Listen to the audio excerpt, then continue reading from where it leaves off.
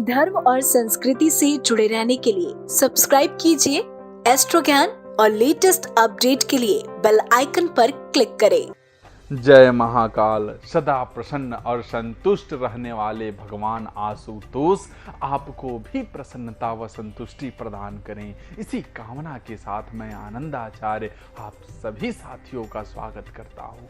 दर्शकों, नवरात्रि में माँ दुर्गा की आराधना करना, उपवास करना हमेशा से महत्व रखता है, मगर कई बार हम उपवास रखते हुए कई बातों को नज़रअंदाज कर देते हैं।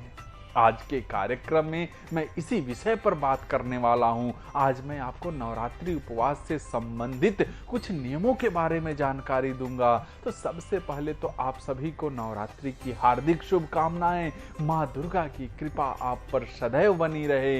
दर्शकों, नवरात्रि के पवित्र 9 दिन में देवी मां की उपासना की जाती है।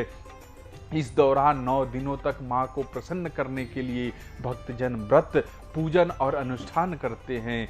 धार्मिक मान्यताओं के अनुसार नवरात्रि के 9 दिनों तक मां के 9 स्वरूपों की पूजा अर्चना करने से व व्रत रखने से घर में सुख शांति बनी रहती है। नवरात्रि में पूजा उपासना के साथ ही नियम संयम का भी बहुत ही महत्व है। जो भक्त पूरी श्रद्धा व नियम से मां का व्रत रखता है, देवी उससे प्रसन्न होकर उसकी हर मनोकामना पूरी करती है। दर्शकों, वैसे तो नवरात्र के सभी व्रत करने का विधान है, लेकिन जो व्यक्ति सभी व्रत नहीं कर सकते उनके लिए शास्त्रों में विकल्प भी बताए गए हैं। तो सबसे पहले तो मैं आपको यह बता दूं कि व्रत कितने प्रकार के होते हैं, और अगर आप 9 दिनों तक व्रत करने में सामर्थ्य नहीं हो तो आप किन किन दिनों व्रत कर सकते हैं। व्रत का पहला प्रकार जो है वह है सप्तरात्र। यह व्रत प्रतिपदा से सप्तमी तक रखा जाता है।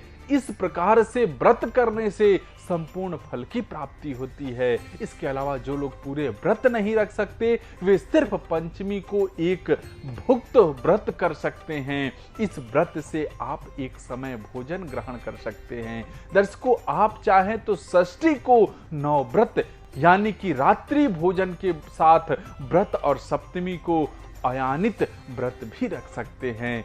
जो लोग सारे व्रत नहीं कर पाते हैं, वे केवल सप्तमी, अष्टमी व नवमी का उपवास रख सकते हैं। व्रत के इस प्रकार को त्रिरात्र व्रत कहा जाता है। दर्शकों, जो लोग प्रतिपदा और अष्टमी का व्रत करते हैं उसे युग्म रात्र व्रत कहते हैं। वहीं आप सिर्फ आरंभ व समाप्ति का व्रत रखते हैं तो इस प्रकार के व्रत को एक रात व्रत कहा जाता है। दर्शकों, अब अगर बात करें कि नवरात्र के व्रत करने की वे कौन कौन से नियम हैं जिसका श्रद्धा पूर्वक पालन करना हमारे लिए इतना महत्व रखता है, तो सबसे पहले तो आपको मैं बता दूं कि आपको नवरात्र के दौरान मांसाहारी भोजन के साथ साथ लहसुन, प्याज, मदिरा, तंबाकू सबका त्याग कर देना चाहिए।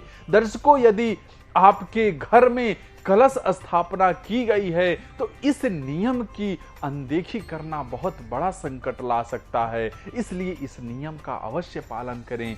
जो भी जातक नवरात्रि का उपवास रखता है उसे ब्रह्मचर्य का पालन करना चाहिए। व्रत करने वाले जातकों को काम, क्रोध, लोभ और मोह से दूर रहना चाहिए। साथ ही आप